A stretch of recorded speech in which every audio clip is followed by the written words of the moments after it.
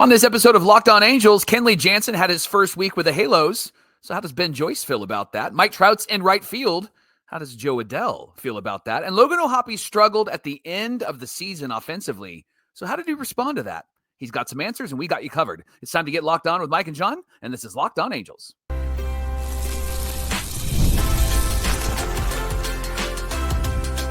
You are Locked On Angels, your daily Los Angeles Angels podcast. Part of the Locked On Podcast Network, your team every day. Thanks for making Locked On Angels your first listen of the day. You can find us anywhere you get your podcasts, including Apple Podcast, Spotify, and SiriusXM by searching Locked On Angels. And if you'd like to get back to the Super Halo Bros for all the Super Halo content, here's some things that you can do. Leave us a rate and a review on Apple Podcast. If you're watching on YouTube, hit that thumbs up button. And if you're not subscribed already, please subscribe and become a Locked On everydayer. And whether you're watching or listening, come over to YouTube and leave a comment. It's one of the best ways to get in touch with us and be a part of the conversation. Thanks for being here for this episode of Locked On Angels, where it's your team every day. You've got the Frisch Brothers here with you, a.k.a. the Super Halo Bros. My name is John, and that's my brother Mike. And my name is Mike, and that's my brother John. And we're gearing up for games this weekend. Saturday's the first one, and we're so excited to watch the Halos in Tempe. And as we gear up, it's our fourth season here as the host of Locked On Angels. We're here every day, weekday, talking Angels baseball Monday through Friday, every single weekday, 5 days a week. On today's show, we're talking about four players: Logan O'Hoppe, Joe Adell, Mickey Moniak, and Kenley Jansen. We're going to start with Kenley Jansen and his first week as a Halo and the influence, or the potential influence, that he will have on Ben Joyce. Let's talk about it, Mike. Yeah, Kenley signed a 1-year, $10 million deal to be the closer, the back end of the bullpen guy. He's 37 years old, had a 3.29 ERA with 27 saves in 31 opportunities last season. Over the past 3 years, John, he's had a 3.42 ERA. And so after speaking with the media, he shared that he understands what his role will be for the Halos. One, he'll be a closer for this team.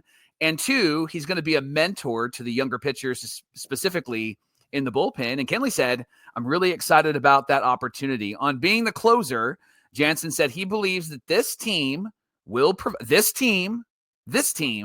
provide many opportunities to shut down games in the ninth inning. This team, he believes it. And he also said that he needs to put himself in a good position to be ready for those opportunities. Now, he has a irregular heartbeat. It was diagnosed in 2011, and he hasn't had an issue, but he knows that he's going to have to be diligent about staying hydrated and avoiding unhealthy foods. That'll help his heart. That'll help his body. And he said that'll help him on being prepared for that ninth inning. And then, John, being a mentor, Jansen said he's specifically excited about working with Ben Joyce. Now, I know when Kenley was signed, there was a lot of questions about, wait, what happens with Ben?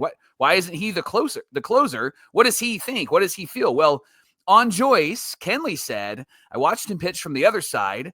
Everything I can do to help him be an unbelievable closer in the future, that's what I want to do. I want to help him stay healthy. I'm here to help him get better. I want to push him, and I want him to push me, and I want to do that for each other. We have something special down there in the back of that bullpen. And then Ben Joyce spoke, and Joyce said, hey, it's really exciting. It's going to be awesome to learn from him, to pick his brain every day. I'm just going to try to learn as much as I can. I'm really excited about it. And, of course, Wash spoke up, and he said that these two will be the strength of the bullpen. So, Johnny, does this addition of Kenley Jansen and his teaming with Ben Joyce give you confidence that this bullpen will be even better than they were last year? Because remember, they were really good from June on and pretty solid. I know that they had some hiccups, and then that last maybe month of the season, they had no names pitching in there, but they had a great record and a great ERA. So is this bullpen going to be better than they were in 2024? I think they have the potential to be better than they were in 2024. And again, you go back to what they were able to do from June onward, the fourth best ERA as a team out of the bullpen from June onward. A lot of that had to do with Ben Joyce. And to be fair, a lot of that had to do with the likes of Carlos Estevez and what he was able to do at the end of the bullpen. But the truth is, Mike, coming into this season is a lot different than last year because there was a question mark around Ben Joyce. Obviously, Carlos Estevez was the closer last year. Obviously, this year, Kenley Jansen will be the closer. But we can come into the season knowing that Ben is going to be a full-time part of this bullpen, whether that's the eighth inning, whether that's getting save opportunities every now and then. I think you have a good tandem at the back of the bullpen. And then, they brought back like Matt Moore, right? And that's somebody I did want to bring back in 2024. Did not have a great season compared to how he performed with the Angels in 2023. And then you had the likes of like Gio Zuniga and a couple of other names that, I can't remember off the top of my head because that's how memorable they were at the end of the day. Yeah. A lot of them got hurt. A lot of guys got switched around. But then that's when the Angels started to get better out of the bullpen. It was when those injuries took place. Right. It was when there was a demotion of Jose Suarez out of the bullpen. Things turned around for this team and this bullpen from June onward because of all the changes they had to make. And now coming into this season with Ryan Zefferjon, who you didn't have at the start of last season, you have Brock Burke, who changed everything from who he was with the Rangers to who he is now with the Angels, a much more successful pitcher with the Angels last season. You've got tons of great additions that weren't there to start the season, including somebody like Hans Kraus, who who do you keep comparing him to? Brendan Donnelly. Yeah, that's right. Yeah, that's right. And I love when you keep making that comparison. But the fact is, there's a lot of guys who made this bullpen successful last year who weren't there to start the season in 2024. And so coming into the season with this crop of guys who helped them get better over the course of last season. And then you add Jansen to the mix. To me, I think that performance-wise, Jansen and Estevez is not necessarily, I don't want to say like a lateral move because Kenley definitely has more experience, and it's not a lateral move in any bad sense either. It's the idea that, hey, you've had two really great closers over the last 2 years to start the season with. Now, what I will say, and going back to the comments from Kenley Jansen and Ben Joyce, is I think that Kenley is in a much better position to be a mentor to somebody like Ben Joyce. Teach him that cutter, dude. Like, give it to Ben Joyce and make him one of the most elite closers of all time. But Estevez, remember, really only got his full-time closing opportunity with the Halos, and Jansen's been doing this for a long time. Mm-hmm. Obviously, he's maintained that success, even though he's up there in age. Mike, last year was the second best season he's had in the last 7 years, and that was with the Red Sox. So I'm looking forward to seeing what he does for the Halos in 2025. And again, from a leadership perspective, from a veteran presence perspective, and a mentor perspective, he's in a much better position to do all three of those things for this bullpen and Ben Joyce. Yeah, one note about both pitchers. Wash said that he's going to need to manage both pitchers carefully. He said he wants to keep Joyce healthy and give Jansen clean opportunities in the ninth inning. Now, Jansen has done the eighth inning, going to get the last out, then coming into the ninth inning. I think the goal would be that you would have Ben Joyce in the eighth inning to get those outs. He also had a couple of those games where he had to get a couple of outs in the eighth and then came in the ninth. So both of these guys can go long, but I think what Wash is saying here is clean opportunities for both. A clean eighth, a clean ninth. That turns out to be a big win, I think, for the Halos. Joyce said, I love this, by the way. Joyce said, I feel like I've put my body in a great spot to be healthy for hopefully the whole season. And John, hopefully for, get this, 70 plus appearances. Wow. That I love. And that means he's going to have to go back-to-back days, which, again, we've pointed out on this show, he's only done it 3 times. But 70 plus appearances, John, that's a good indication if at the end of the season he's been in tight games, he's been healthy. And so if he's going to appear in 70 plus games, what sort of number do you think Kenley Jansen needs to land on if this team is going to be successful? How many appearances do you think he's going to make this season? Yeah, at a minimum, you want at least, 30 saves from Kenley Jansen. Now, I know he had 27 last year, and you're not always going to be in a position to get the save. But if this team is successful and they're setting them up for success, the Halos need to provide the opportunity for Kenley to do his job and close down games. Now, if he gets into, if Joyce is in there 70 times, that seems like a high number. So I think a high number for somebody like Jansen is going to be like a 40, right? Like that's really high to me. Right. But at the same time, it means that you're serving up these opportunities on a tee for these closers to come in and do their job and get the save. And you know what, Mike? Sometimes it's not going to be a save opportunity. Sometimes it's going to be, hey, we're up by 5, but these guys are, it's the Yankees, it's the Dodgers. Like they have the potential to come back and beat us. And Ohtani's coming up, right? And so you want to get your best guy in there against the best part of the order. So that might mean that there are more opportunities for Kenley to just come in and finish the game. And maybe it's not a safe situation, but he's your best guy to go to in that situation because you just want to, put a bow on that game and get it over with because you don't want to surrender the lead, especially to the best guys in the order from the team across the diamond from you. So 70 appearances from Ben Joyce. That is that's aiming high, man. And that's big goal, right? Yeah. Like Detmer said last year, he wanted to win 20 games and we know how that turned out. And, but the thing that's different with Joyce is that 70 appearances means that his body's feeling good, his shoulder is feeling good, and he's pitching well, and he feels healthy. And that's really the biggest concern, is just making sure that he stays healthy and keeps that arm safe and sound because he needs that throughout his career, especially with how hard he throws, the electric stuff that he has. And I'm hoping that with like I've said it before, the splinker can take a little bit off of the use of the fastball, and that'll provide for some longevity as well. Hey, thanks for making Locked On Angels your first listen of the day. Coming up on the show, why did Logan O'Hoppe struggle offensively at the end of last season? Was it because he was tired, like we all kind of thought, or was it something else? Well, Logan has his answer, and we're going to share with you what that is coming right up.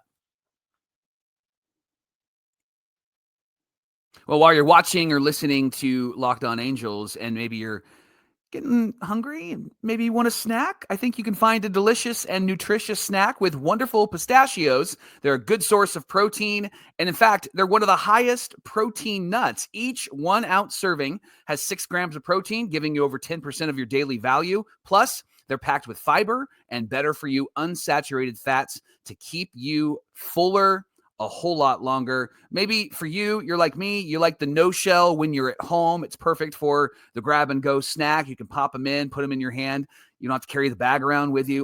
If you're driving, maybe you're at work, or you just need a quick protein boost, pop them in your mouth. Or maybe you're like John, who loves the working the shells, right? You love working the shells, pulling them open, especially when we're at games, right? That's the best kind of nut at a game, not any other nut. We like just actual nuts that we can eat, not no crazies from the other team cheering on the other team, right? Exactly, right? These are like an all-time favorite for a lot of people. So get snackin' and get crackin' with a snack that packs a protein punch. Visit wonderfulpistachios.com to learn more. This is the Locked On Podcast Network, where it's your team every day. And thanks for making Locked On Angels your first listen of the day. Now we're talking about a few of the players who shared some outlook on this season. They looked back on last season. And one of those players, Mike, was Logan O'Hoppe. After last season, O'Hoppe said he needed to get away from baseball to see things a little more clearly. Are you ever just in a situation where you're just in it and you can't see past, the front of your nose, the tip of your nose, because you're so engrossed in the situation? That's kind of what Logan is saying here, is like, I just needed a breather to step away and get an outside perspective. Overall, not a bad year. And it was really his first full season with the team. Obviously, he had that injury in 2023, so he played at the beginning and the end. But last year was like his first full go-for-it season with the Halos. 20 home runs, a 712 OPS, great numbers. But there was a stretch down the road where things went south. It kind of began when he wanted to play in front of his family at Yankee Stadium. Then it was 6 more weeks of winter, so to speak, for Logan O'Hoppe, because it was not a good stretch offensively. Things were not going great in August and September. So Logan had this to say. After taking a step away, he was able to discover what went wrong and what he needs to do to take the next step in his game. The first issue was the physical side of things. He started 121 games behind the plate, third most in the majors. He caught 1,064 and a third innings, which also ranked third. And then Logan said that fatigue wasn't what caused him to slump, was it, Mike? Yeah, he said at the end of the year, I wasn't worn out because of my playing time. It was all the stuff that I was doing off the field. So he gave a couple of examples. He said, I was taking too many swings a day and it wore his body down. He was taking more than 250 swings a day. 250? What are you doing? Right. The guy's getting warmed up. He also said he was throwing way too much when he was getting ready for the next game. And then the last thing that he said is that he was lifting weights at a heavier weight. Mm-hmm. And so all of that, he said, was what he believed kind of wore him out. He wasn't tired. That just kind of wore him down. He said, when I got home in the winter, I really took some time to reflect on how I will be managing those things this upcoming season. He did mention that instead of the 250 swings a day, he's going to probably relegate himself to about 50 to 75 just to stay warm and to keep the bat hot and for batting practice, all of those things. But he was doing a lot in between starts. And it kind of reminds me, remember last year, Carlos Estevez said that he was using a lot of his quote unquote bullets in his bullpen sessions. Mm-hmm. And even in his dry throws, he was sweating and really working hard. And he realized that's why he started to struggle late in the game. And when he would get, to the second or third batter and he couldn't hit the strike zone. This reminds me a bit of that, John, where they're just putting full effort, going all in so that they can be prepared for the game. But there is a concept of like how you practice is how you'll play. Mm-hmm. But there's also a concept of don't use all of your good energy for a moment that isn't good, right? Like you want to use your good energy, your excitement, your passion for the actual game. You can quote Mike Frisch on that, by the way.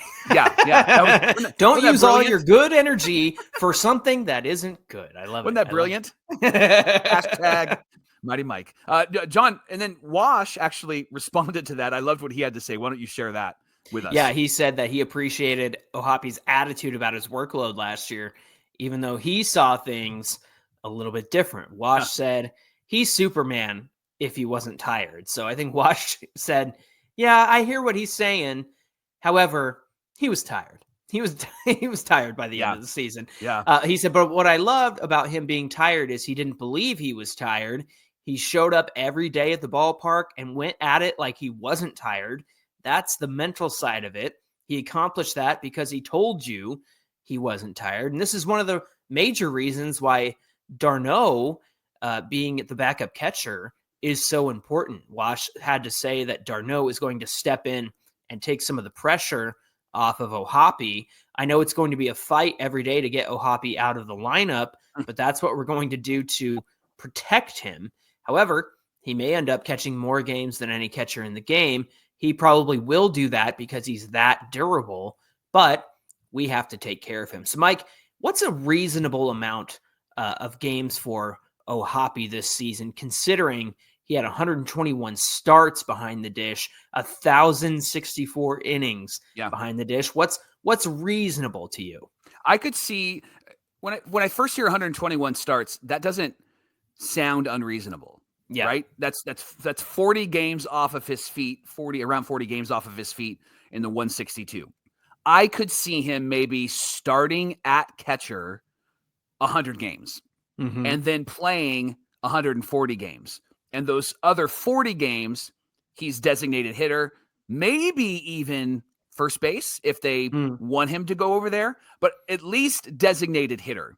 And I think that would be smart because then you have Travis d'Arnaud in this starting lineup, and Travis d'Arnaud is a quality, capable backup, better than what we've had the last few seasons. Plus, he can manage this starting pitching staff really well. And I would even go as far as to say, if the starting pitching staff is struggling, I could see Travis d'Arnaud starting back-to-back games, maybe 3 games in a row during that stretch, just to maybe help them get right, and having Logan O'Hoppe be the designated hitter and maybe even getting off of his feet for one of those games. That would be the thing that I would caution the Angels on, though, is that I wouldn't want O'Hoppe being the DH every time d'Arnaud is catching. I would want Logan to be off of his feet at least enough to give him some rest. And I think Wash is like exactly right, because it's going to be difficult to get that guy to sit, just like Mike Trout. It's difficult to get him to sit.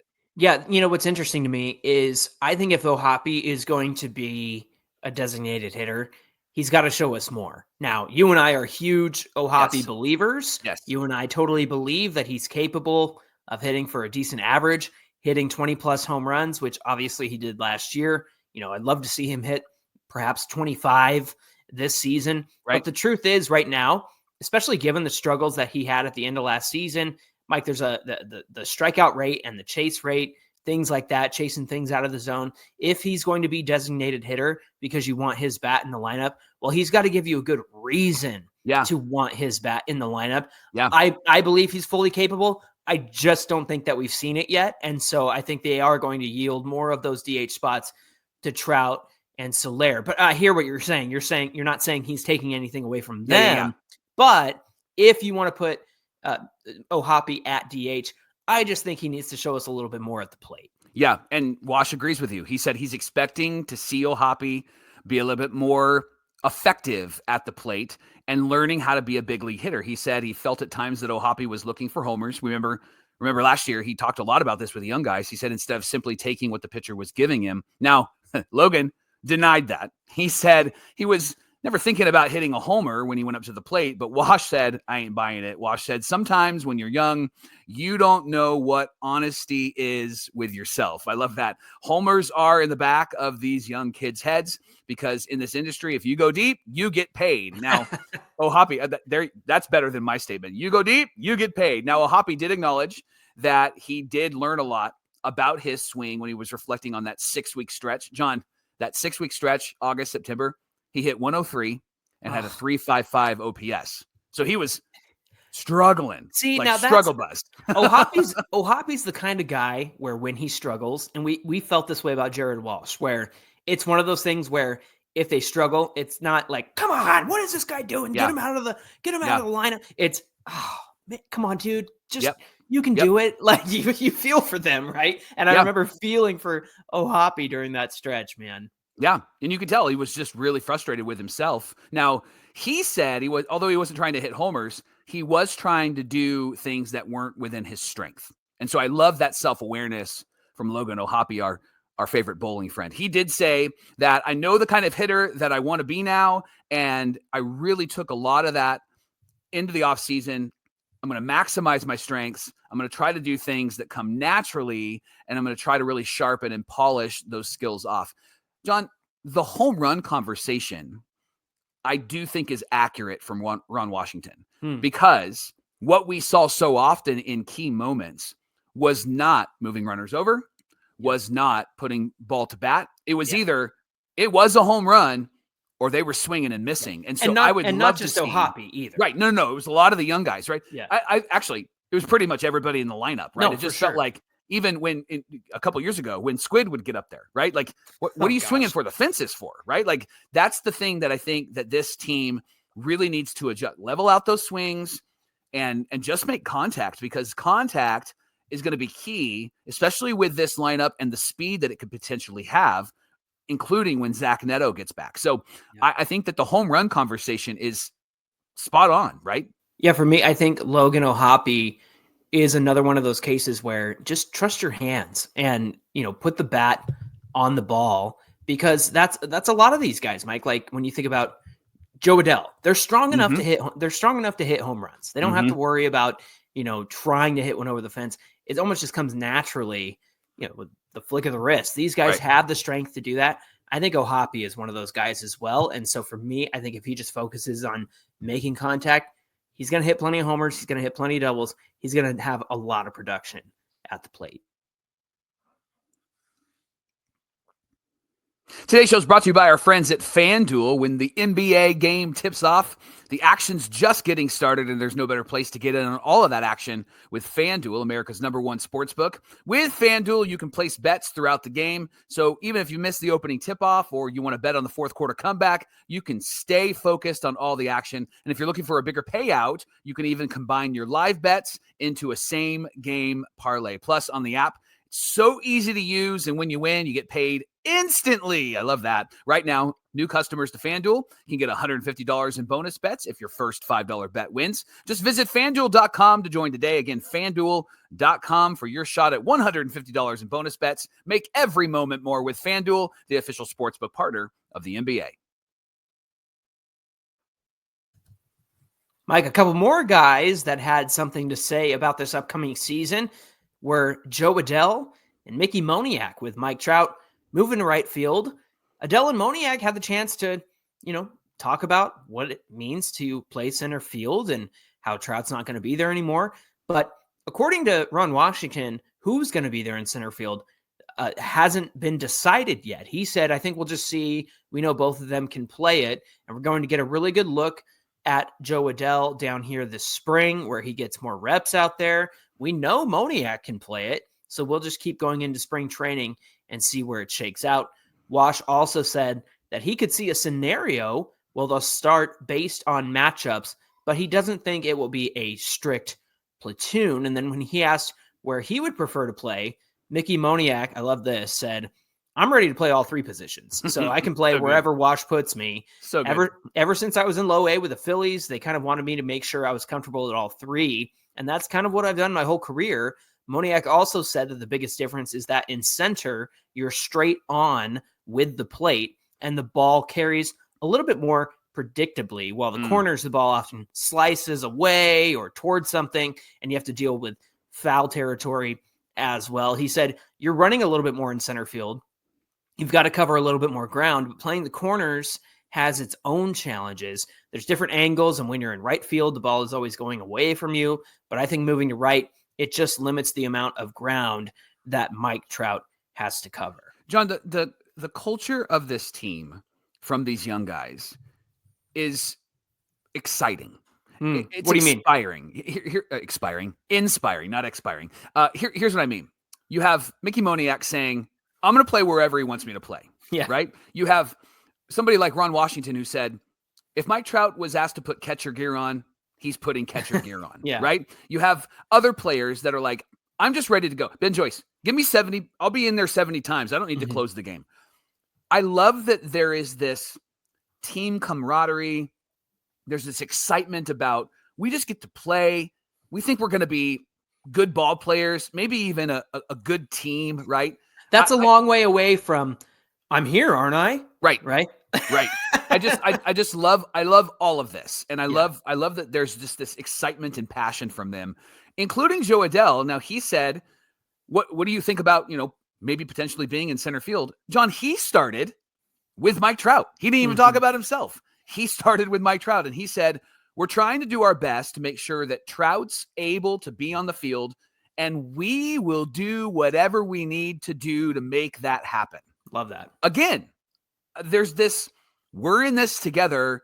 We're fired up about this. I love this, John. You know what's different about that statement, Mike, that coming from Adell, is because Adell had a full season with the team last year. Yeah. He's part of this team where he has the confidence and the ability to say, we are all trying to do what's best for Trout so that he can stay on the field. Before it was, well, Joe, do you think you'll be with the team this year? Do you think you'll get some chances? Do you think you'll be in AA, AAA? You know what I mean? And he had a full season with the team.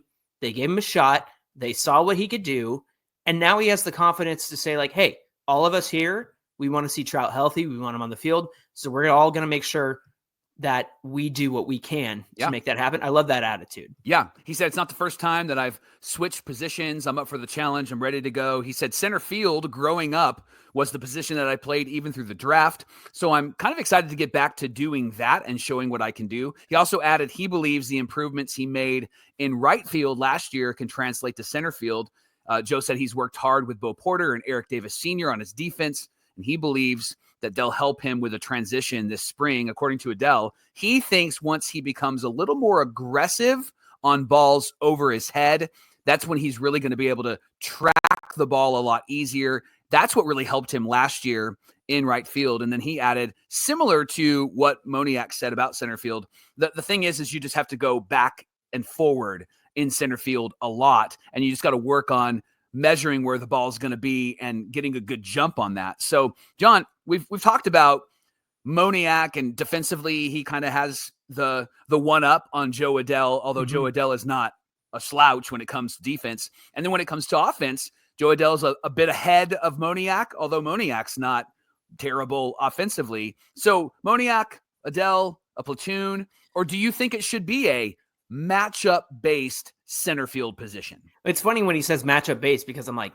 isn't that a platoon? Like, you know what I mean? But I guess, if you think about historically how you've performed against a specific kind of pitcher, whether it's like a sinker ball guy or, somebody with a good off-speed stuff, or maybe a particular pitcher in particular that Joe Adell or Mickey Moniak has succeeded against, maybe you go off that as well. Mike, I think it goes back to kind of what I was saying earlier about O'Hoppe being the DH.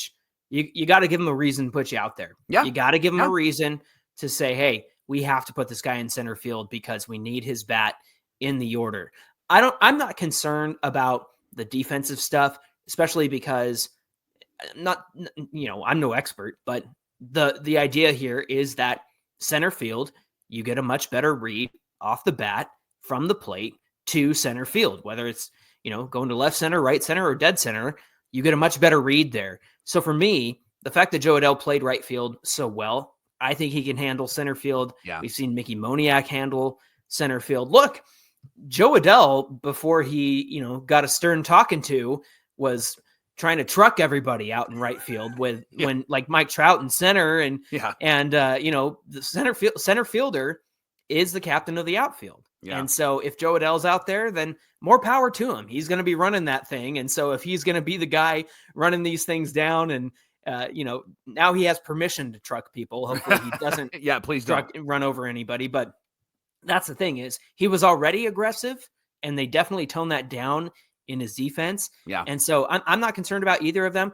I just say, you know what? Show me something with your bat. Show me that you deserve to be in that lineup and show me that they have to put you in center field because of how good you're performing at the plate. There's a lot of guys that need to step up. I think Joe Adell made those adjustments at the plate. That's going to help him this season. Mickey Moniak obviously just needs some consistent at-bats to maintain a decent average, some pop in his bat. I think the question mark for me offensively lies more with Mickey Moniak than it does Joe Adell. But again, guys, give him a reason to put you in that lineup and in center field every day. As that great philosopher once said, Tracy Chapman, give me one reason to play here. Thanks for making Locked On Angels your first listen of the day. Thanks for being here, even though those cheesy dad jokes come out of my mouth. And for your second listen, check out Locked On MLB with our friend Soli. You can find his show on YouTube or wherever you listen to podcasts. I got to lie down after that one. That was dad joke of the year so far, man. Come on. All right. Hey, friends, give us a follow on Twitter at Locked On Angels and at Super Halo Bros on Twitter and Instagram. Whether you're watching or listening, come on over to today's show on YouTube. Get in the comment section because we want to hear from you. Plus, hit that subscribe button. We're hoping for 10K subscribers by opening day. 10K by opening day, baby. All right, Mike, what do we have on deck for Friday's show? I've been hanging out with Everyday or Keith Hutchison. That's where those dad jokes come from. Hey, we're going to talk about lineups, Johnny. Got some good information about where players should be, could be, and probably will be. We're going to talk about lineups tomorrow on Locked On Angels. Yeah, it's going to be a lot of fun. 3 different kinds of lineups. Then we want to have you decide which one you think is best. So we'll get into that conversation tomorrow. Until then, my name is John, and that's my brother Mike. And my name is Mike, and that's my brother John. Thanks for being here with us, everybody, and we'll see you back here on Friday. Give me one reason to stay here. And I'll turn back. I got a fast car. People are going to turn this episode off after that.